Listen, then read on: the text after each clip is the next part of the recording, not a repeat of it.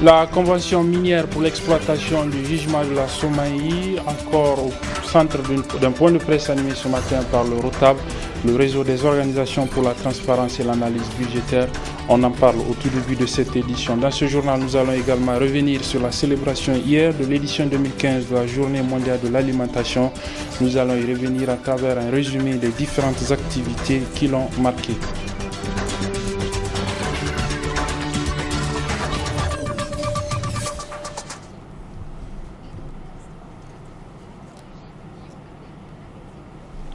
Mesdames, Messieurs, bonsoir et bienvenue à toutes et à tous dans cette session d'information sur la télévision Labari. Nous débutons ce journal par cette bonne nouvelle sportive. En effet, l'équipe nationale de football composée des joueurs qui évoluent dans le championnat national, l'équipe Chan du Niger a remporté cet après-midi au stade général Séni Kountié de Niamey son match aller. Comptant pour le dernier tour des qualificatifs du CHAN Rwanda 2016, l'équipe nationale du Niger, le MENA, a donc disposé de celle du Togo par 2-0. Le match retour est prévu le 24 octobre prochain à Lomé au Togo. Vous suivrez le résumé de cette rencontre dans nos prochaines éditions. L'actualité d'aujourd'hui, c'est donc la Guinée où la Commission électorale nationale indépendante a proclamé les résultats provisoires de l'élection présidentielle du dimanche dernier. Des résultats provisoires qui donnent vainqueur dès le premier tour le président sortant, le professeur Alpha Condé. Mais les candidats de l'opposition, avec à leur tête le chef de file Cellou Dalein Diallo, ont déjà annoncé qu'ils ne reconnaîtraient pas ces élections et qu'ils vont appeler à des manifestations pacifiques dans la ville de Guinée notamment. Ils disent également qu'ils ne feront pas recours. Je propose de suivre donc la réaction du chef de file de l'opposition guinéenne, Cellou Dalein Diallo, au micro de nos consoeurs de France 24. Il sera suivi par la réaction du camp du professeur Alpha Condé. Le collège de 7 autres candidats a déjà décidé de ne pas reconnaître les résultats de ce scrutin. Je confirme mon adhésion totale à cette décision. Je ne ferai pas non plus de recours auprès de la Cour constitutionnelle. J'inviterai le moment venu les autres candidats et tous les citoyens qui sont les vraies victimes de ce hold-up électoral à organiser conformément à la loi des manifestations pacifiques pour exprimer notre indignation et protester contre ce grave déni de démocratie. En attendant, je demande à tous les Guinéens de faire preuve de retenue et d'éviter toute forme de violence. Je vous remercie. Nous regrettons que M. Diallo reste sur cette logique d'appeler à la contestation par la rue et de déclarer lui-même officiellement qu'il ne ferait pas recours aux institutions républicaines, notamment la Cour constitutionnelle.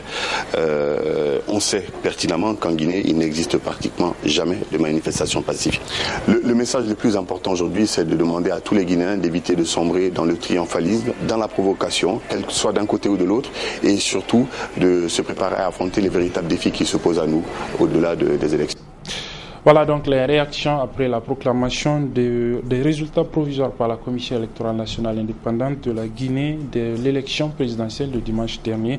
Des résultats provisoires qui donnent gagnant dès le premier tour le professeur Alpha Condé, le président sortant, qui a remporté plus de 50% des suffrages exprimés à cette élection. Le réseau nigérien des organisations pour la transparence et l'analyse budgétaire, le ROTAB, était ce matin face à la presse pour encore parler de cette convention minière pour l'exploitation du gisement d'uranium de la Somalie signée le 16 juillet dernier entre le gouvernement du Niger et le géant du nucléaire français Areva. Le ROTAB a dénoncé la signature de cette convention parce qu'elle ne respecte pas la loi minière de 2006 dans notre pays. Le ROTAB a animé ce point de presse en réaction à un communiqué de presse du ministère en charge des mines qui démentait les premières informations données justement par le ROTAB par rapport à cette convention. Le résumé de ce point de presse, avant de suivre son intégralité, bien évidemment à la fin de ce journal, c'est avec nos reporters Ali Doubourema et Sidikou Ousmane. C'est la réponse du berger à la bergère à travers ce point de presse du ROTAB, le réseau des organisations pour la transparence et l'analyse budgétaire. Une vive réplique pour défaire le tissu de fausses allégations cousues de fil blanc, contenu dans un communiqué de presse du ministère en charge des mines, relativement à la convention minière signée entre le Niger et Areva. Il s'agissait bien d'un mensonge d'État quand on annonce une convention pour le 10 octobre, en octobre 2014, et que ça ne soit signé qu'en juillet 2015. Et le gouvernement a oublié que nous donnions les moyens de vérifier et de contrôler tout cela. Et vous vous rappelez bien quand le patron du ministre Ladan est parti dans un journal international affirmer que les conventions sont disponibles au ministère des Mines et consultables là-bas. Il oublie que la constitution nigérienne exige qu'on publie ces conventions dans le journal officiel de la République du Niger. Donc, il n'était pas question pour nous de chercher à trouver ces conventions au ministère, mais d'aller les chercher au journal officiel. Une convention non seulement signée en catimini, mais aussi qu'entoure un flou artistique et une opacité totale.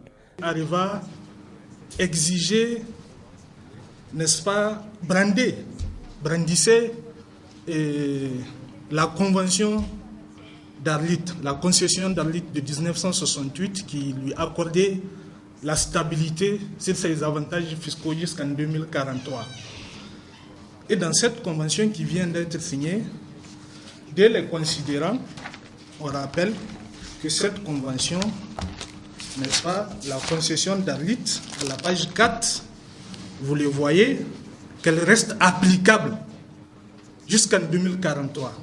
De toute évidence, le Niger ayant été lésé, ses intérêts seront sauvegardés advienne que pourra. Nous ferons tout avec nos partenaires pour que le Niger rentre dans ses droits, que ce soit sur le plan national et international. Et nous n'avions peur de personne dans ce cadre.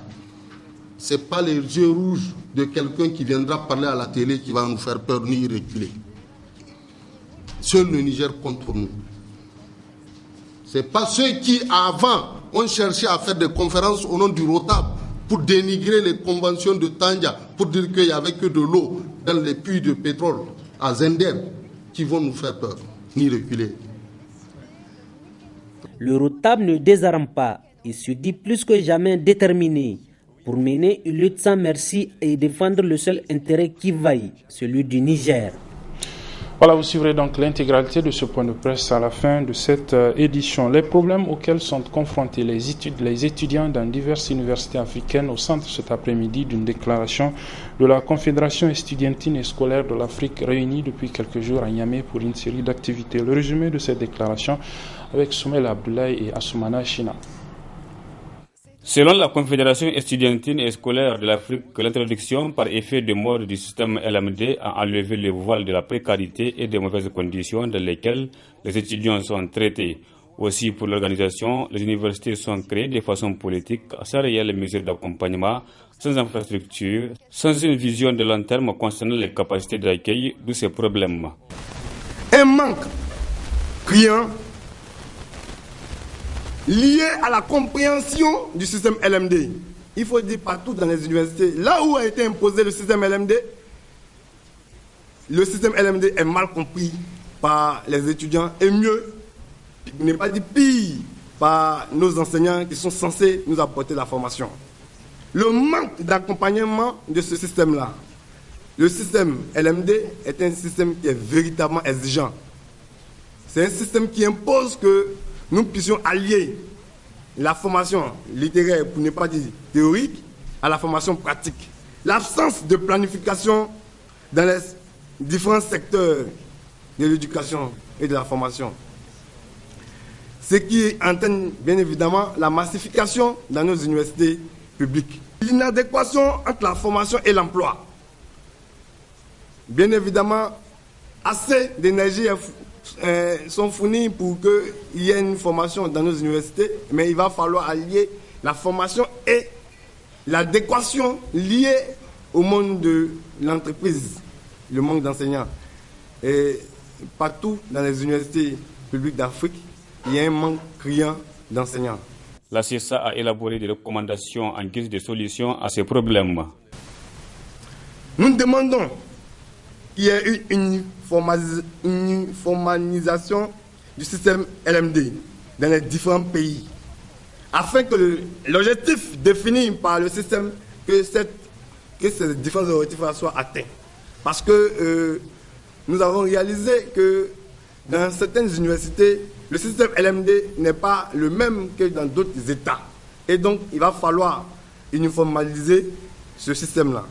On peut assurer la mobilité des enseignants à l'échelle continentale pour pallier à l'insuffisance du personnel enseignant dans certaines universités. La CESA s'engage enfin à s'impliquer pleinement pour faciliter la mobilité estudiantine dans les universités africaines et à intervenir auprès des syndicats d'enseignants et des autorités afin d'éviter certaines crises qui sont à la base des chevauchements des années académiques.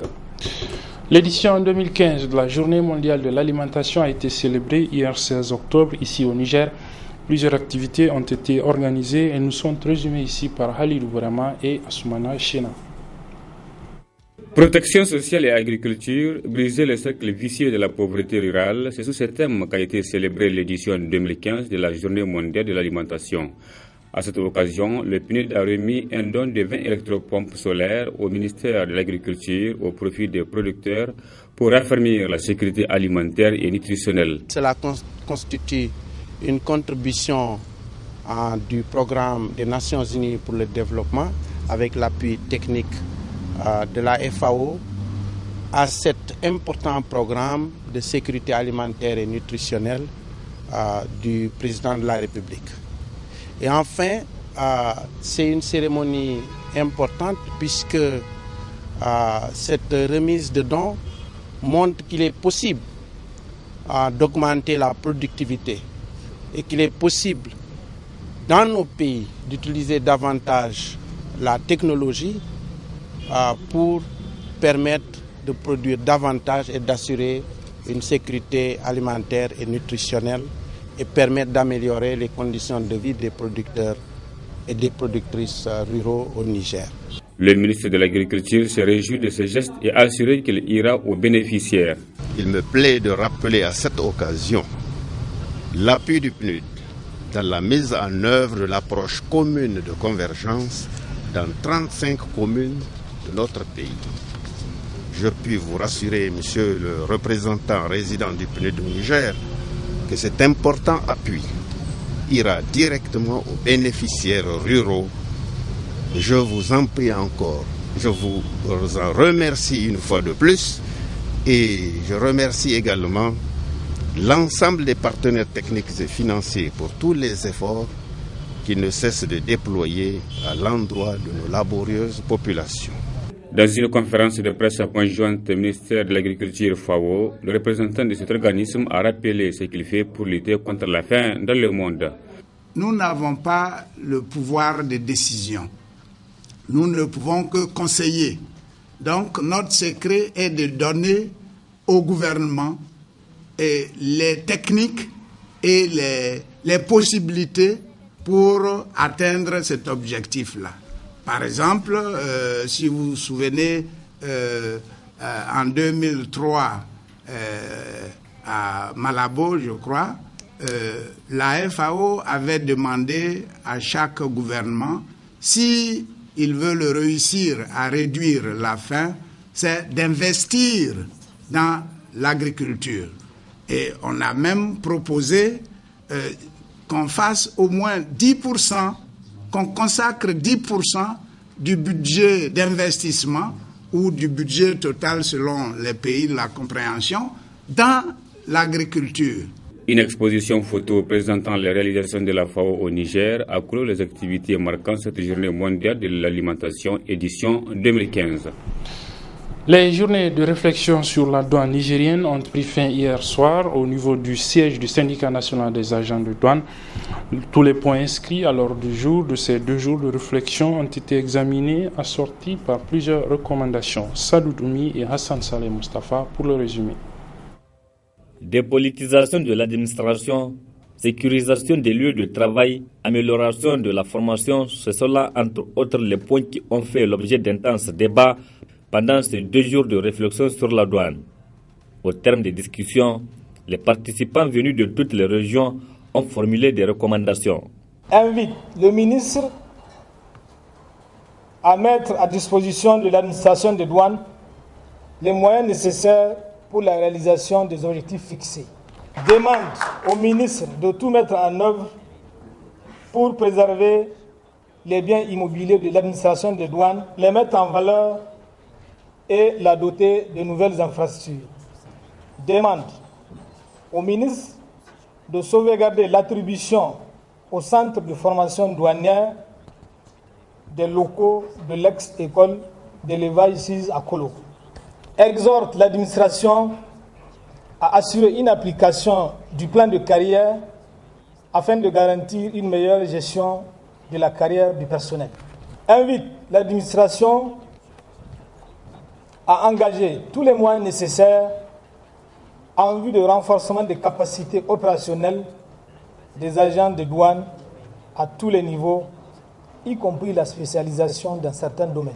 Recommande à la Direction générale des douanes de procéder à l'évaluation des mécanismes de motivation du personnel en vue d'en améliorer l'efficacité. Recommandation à l'endroit du syndicat national des agents de douane, SNAD, sur la dépolitisation de l'administration. L'administration, le BEN-SNAD et les pouvoirs publics doivent veiller au respect strict du statut autonome et de la charte des partis politiques. En clôturant les travaux de ces journées de réflexion sur la douane, le secrétaire général du ministère de l'économie et des finances a donné une certaine garantie aux participants que le ministère veillera à la prise en compte de toutes les préoccupations et recommandations exprimées. Aucun doute n'est permis sur le sérieux et le sens de responsabilité qui vous ont animé au cours de vos réflexions sur une problématique qui concerne votre métier et notre pays. Je vous en félicite vivement. Le ministre de l'économie et des finances vous donne en outre la garantie que les conclusions de vos travaux feront l'objet d'un examen attentif tant au niveau des ministères qu'au niveau du gouvernement. À ce dernier niveau, le ministre ne manquera pas de porter les plaidoyers nécessaires pour que les voies et moyens de passer de la parole aux actes soient trouvés et que l'administration des douanes soit enfin mise dans les conditions de travail optimales. Cette 4e édition des journées de réflexion sur la douane a porté sur le thème « Quelle action pour une douane nigérienne moderne et performante dans le contexte de mondialisation de l'économie ». Voilà, la partie magazine, comme annoncé, est consacrée au point de presse animé ce matin par la coordination du ROTAB, le réseau nigérien des organisations pour l'analyse et la transparence budgétaire, un point de presse pour apporter davantage d'éclaircissements sur les contours de la convention minière pour l'exploitation du jugement d'uranium de la Somaïr, la société des mines de l'Aïr. Le point de presse a été animé par le coordinateur du ROTAB, M. Ali Idrissa. Très bonne réception et bonne suite des programmes sur la télévision. Nous n'avions pas voulu réagir, mais ça nous a été imposé parce que la transparence aurait voulu que nous venions dans les détails vous expliquer ce que nous avions nous considéré comme violation de cette convention. Il faut saluer le courage du ministre d'État Ladan qui a résisté à signer cette convention. Mais ça lui a été imposé d'aller signer cette convention. Nous pouvions donner dans les détails les preuves de ce que nous affirmons. Effectivement, le ministre Ladan, c'est lui qui a constitué le plus grand blocage pour arriver dans ces négociations pour pouvoir arriver à une convention parce qu'il voulait, coûte que coûte, imposer l'application de la loi 2006. Vous vous rappelez bien sa guéguerre avec le fameux ministre quand le monsieur était parti signer les minutes Areva. Vous vous rappelez bien que ces conventions ont été annoncées en octobre 2014 en Conseil des ministres. Et quelle ne fut notre surprise de voir que ces conventions n'ont été signées que le 16 juillet 2015. Combien de mois avant? Après leur annonce. Dire que ça... Et à un moment, nous avions parlé de mensonge d'État. Il s'agissait bien d'un mensonge d'État. Quand on annonce une convention pour le 10 octobre, en octobre 2014, et que ça ne soit signé qu'en juillet 2015. Et le gouvernement a oublié que nous donnions les moyens de vérifier et de contrôler tout cela. Et vous vous rappelez bien quand le patron du ministre Ladan est parti dans un journal international, affirmer que les conventions sont disponibles au ministère des Mines et consultables là-bas. Il oublie que la constitution nigérienne exige qu'on publie ces conventions dans le journal officiel de la République du Niger. Donc, il n'était pas question pour nous de chercher à trouver ces conventions au ministère, mais d'aller les chercher au journal officiel. Ça ne nous a pas empêché d'écrire au ministre d'État pour demander de mettre ces conventions à notre disposition. Nous avions écrit une correspondance en date de 10 octobre, je crois. Jusqu'aujourd'hui, notre lettre reste en attente de la réaction du ministre d'État. Quand le communiqué du ministère parle d'exonération, aucune exonération aujourd'hui n'est possible pour Areva. Areva est au Niger en exploitation depuis 1971.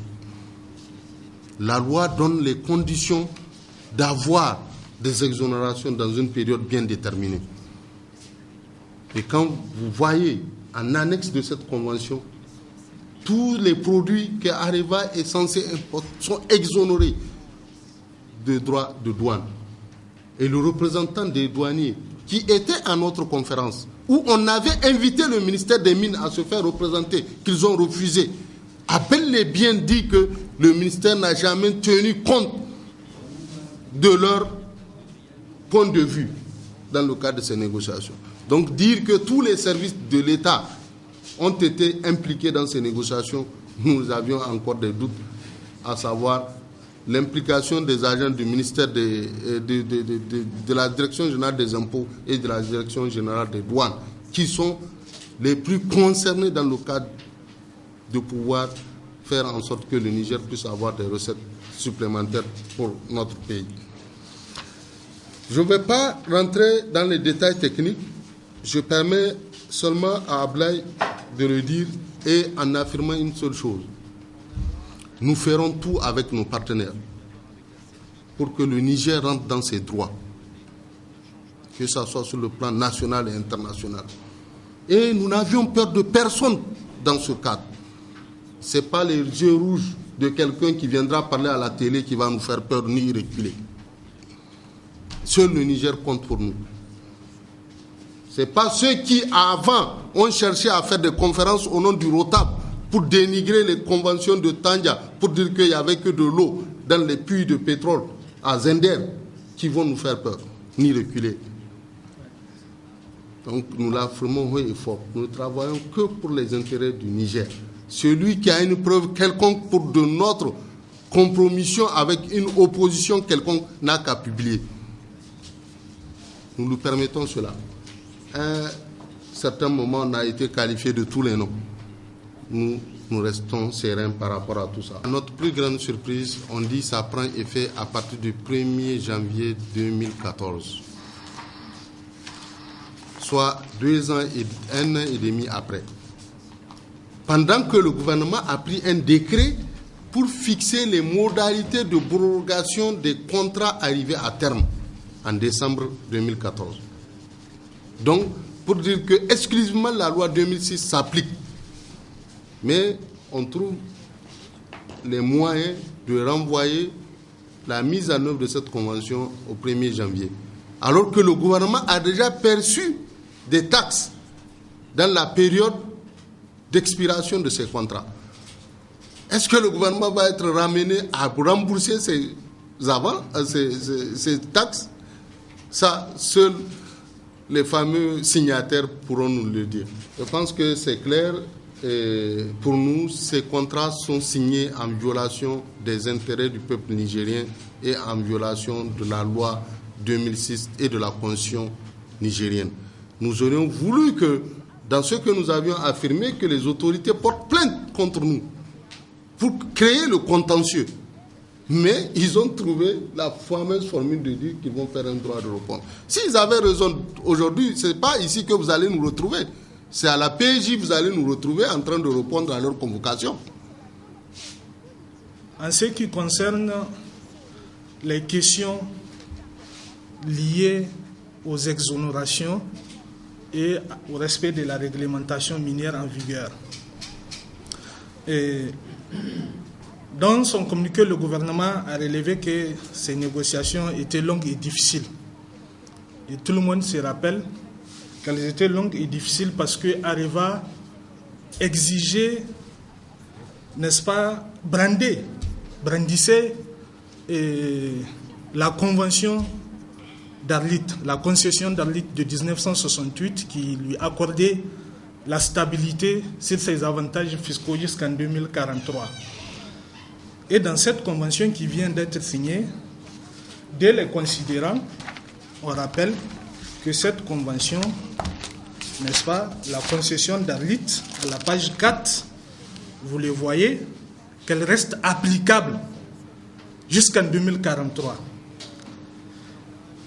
Et au niveau des définitions, à la page 9 de la convention, on rappelle, après avoir défini la réglementation minière, c'est-à-dire l'ordonnance 93, modifiée par l'ordonnance 99, n'est-ce pas, et modifiée par la loi et complétée par la loi minière 2006. Après avoir appelé cette réglementation minière en vigueur, on rappelle qu'en cas de contradiction sur un objet entre cette réglementation minière et la convention d'Arlit, c'est la convention d'Arlit qui prévaut. C'est-à-dire qu'elle est au-dessus de la réglementation minière en vigueur. Et ces clauses ont été matérialisées à travers l'annexe 3 de la Convention, qui n'est rien d'autre que la liste minière de 1968, qui accordait des avantages au CEA, n'est-ce pas, à l'époque, l'ancêtre d'Areva, en phase de recherche. Et c'est dans cette liste minière, donc, on a essayé de matérialiser ce qui a été du plus haut, c'est-à-dire la supériorité de la concession d'Arlit à la réglementation minière en vigueur. Or, nous savons tous qu'Areva est en phase d'exploitation depuis 1971, comme l'a rappelé le coordinateur à la suite donc, de la concession d'Arlit de 1968. La réglementation minière en vigueur accorde des exonérations en phase de recherche, puis des exonérations en phase d'exploitation selon la période et sur un certain nombre de produits clairement spécifiés par la loi minière, notamment l'article 93, les points A pour le régime fiscal, le point B pour le régime douanier, et aussi les articles 29 et 30 du Code communautaire qui doit s'appliquer uniformément.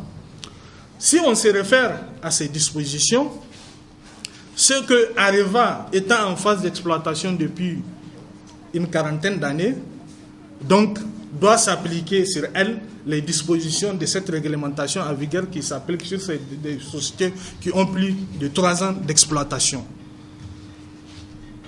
Donc, l'exonération sur la TVA, par exemple, s'achève à partir de la première année d'exploitation. Donc, à partir de la première année d'exploitation, Areva ne doit plus bénéficier d'exonération. Or, dans cette convention, qu'est-ce qu'ils ont fait? Ils ont renvoyé toute disposition concernant la TVA aux accords antérieurs, c'est-à-dire l'accord de partenariat stratégique APS, qui neutralise la TVA au profit d'Areva. Les exonérations, à partir de la 3e année, n'est-ce pas, donc, sont accordées exclusivement sur,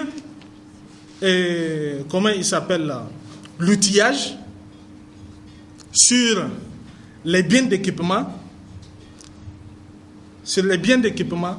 sur l'outillage, toutes les exonérations tombent au-delà de la 3e année. Or, dans l'annexe 3 de la Convention, vous avez toute une série d'exonérations. Vous avez, comment il s'appelle, les matériels en bureau, vous avez les pièces détachées, vous avez le matériel, vous avez même les pierres précieuses, vous avez les verres correcteurs, n'importe quel type de matériel qui n'a rien à voir avec une société qu'une société en phase d'exploitation depuis plus de 3 ans ne peut pas en bénéficier. Je vais vous lire quelques exemples par rapport à ces exonérations. Fourniture de bureaux, les pièces détachées, les appareils mécaniques, les tracteurs, les véhicules et matériels pour voies ferrées, les métaux précieux, c'est-à-dire l'or ou double métaux précieux, les ouvrages en matière, le fer, la fonte, l'acier, les papiers, cartons, le ciment, le savon, les matières plastiques et ouvrages en ces matières, les verres et ouvrages de verre, ouvrages de cuir, articles de brouillerie ou de sellerie, tissus imprégnés, matières textiles, vêtements, accessoires, filperie, chaussures et articles analogues de voyage, sacs à main, contenants similaires. Sacs à main, contenants similaires. Ouvrages en boyau, caoutchouc et ouvrages de caoutchouc, les produits pharmaceutiques, les pigments et autres matières colorantes, peinture et vernis, mastic, encre, produits de parfumerie ou de toilettes, de préparation cosmétique, pour ne citer que cela. Tout ça, c'est exonéré pour une société en phase d'exploitation. Alors que les exonérations que la société peut exploiter et peut en bénéficier, c'est limite, n'est-ce pas, aux avantages douaniers sur les produits pétroliers importés, c'est-à-dire que quand Areva importe un produit pétrolier, donc les avantages douaniers là, on les exonère.